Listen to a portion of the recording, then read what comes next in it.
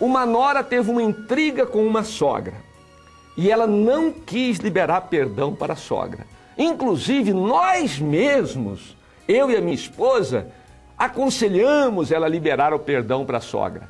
Era uma senhora muito jovem, muito elegante e também muito radical. Falou, eu não libero o perdão. E como ela não liberou o perdão, nós não pudemos fazer nada. Mas dentro de pouco tempo ela adoeceu.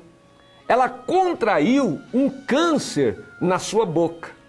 E pasmem, a boca dela foi inchando, foi inchando, foi inchando, os dentes estufando para fora. E parecia assim que ela ficava com o aspecto de uma cara de um animal, de um cavalo. Ficou muito horrível. E para complicar, alguns insetos vieram e entraram na sua boca. E a boca dela ficou cheia de bichos.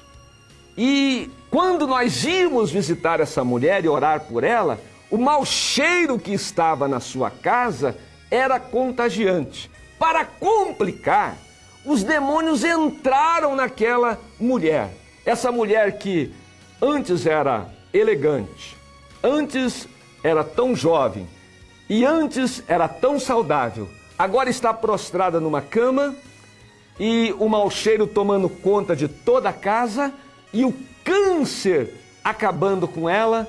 E eu digo uma coisa para você, muita gente foi lá pedir a Deus por ela, muitos pastores, inclusive eu. Os demônios saíam dela e voltavam de novo. Para nossa tristeza, nós vimos essa moça morrer sem liberar perdão. Ou seja, a falta de perdão terminou destruindo aquela vida. Eu me lembro de um outro caso, quando eu estava morando aqui na 113 Norte, de uma nigeriana.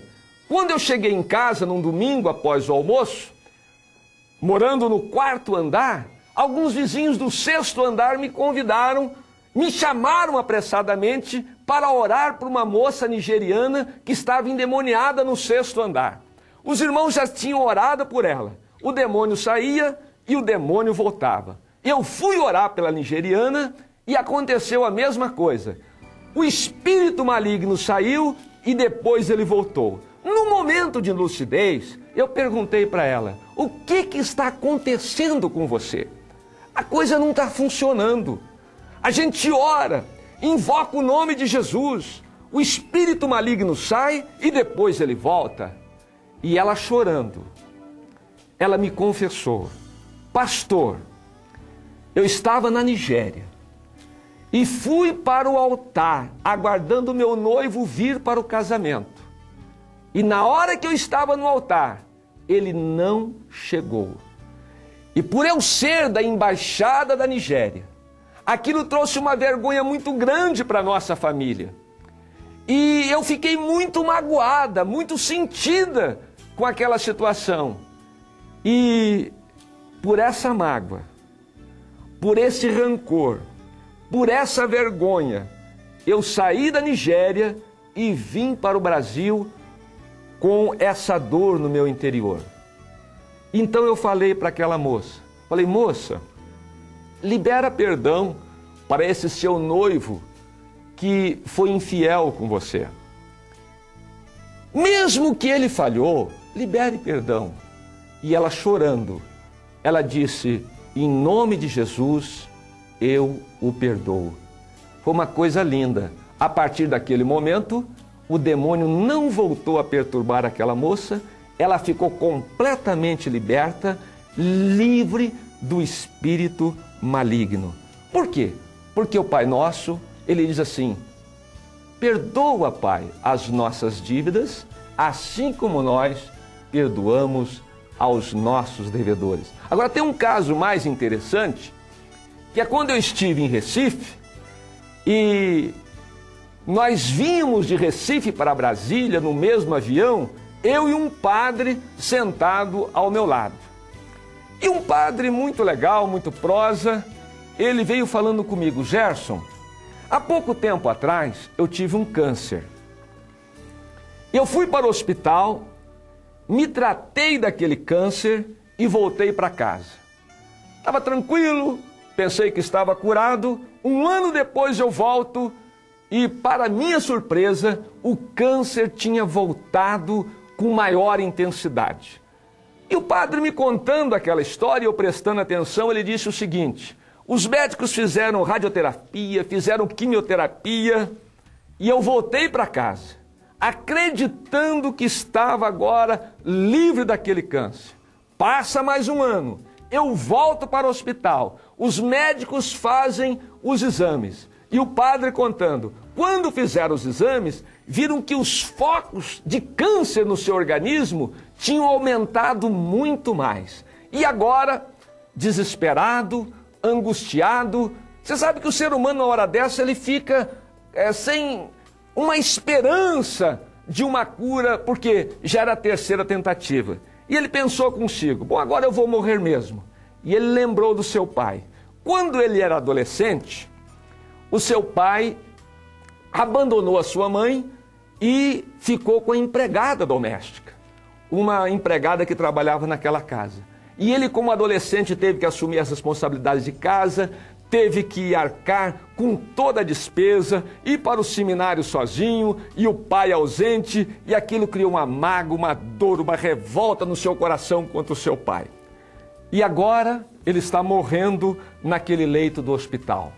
Um câncer terrível está acabando com ele. Ele falou, já que eu vou morrer, eu vou chamar o meu pai. E chamou o pai, falou, pai, eu chamei o senhor aqui porque eu acredito que para mim não há mais esperança e eu estou muito magoado com o senhor. Quando eu era adolescente, o senhor abandonou a mamãe, saiu com a empregada, eu tive que assumir tudo e essa dor, essa mágoa, essa raiva está aqui dentro e eu quero dizer que a partir de hoje o senhor está perdoado.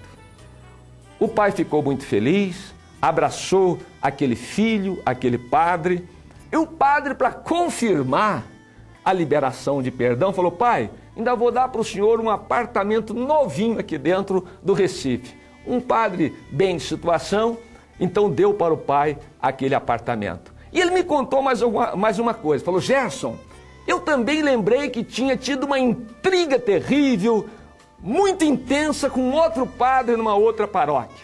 E ele disse que chamou o padre também para uma reconciliação. E o padre veio. Esses padres carismáticos, diz que aí o padre orou por ele, ungiu ele com óleo, os dois se abraçaram, pediram perdão, foi aquela coisa. E o padre foi embora. E aí ele me contando, olha, eu fui restabelecendo, e ele disse, tem 7 anos, não existe mais nem sinal de câncer no meu corpo. E eu falei, eu posso contar isso aonde eu for? Ele falou, você pode contar isso aonde você quiser. E eu falei, graças a Deus. Quando a pessoa libera perdão, Deus também libera sobre ele as suas bênçãos e libera até a cura. Eu queria te afirmar que, olha, a reconciliação é uma coisa tremenda para que haja uma restauração da sua vida. Eu quero te orientar a você pedir perdão a Deus. A palavra de Deus diz lá em 1 João, capítulo 1, versículo 9, que se nós confessarmos os nossos pecados a Deus, Ele é fiel e justo para nos perdoar de todos os pecados e nos purificar de toda injustiça. Ou seja, o sangue do Senhor Jesus Cristo nos purifica de todo o pecado. Eu, particularmente, já tive num momento intenso de oração a Deus, quando eu estive num período, numa fase da minha vida, cometendo alguns pecados, e eu achava que aqueles pecados eram tão grandes que não tinha jeito. E um dia orando,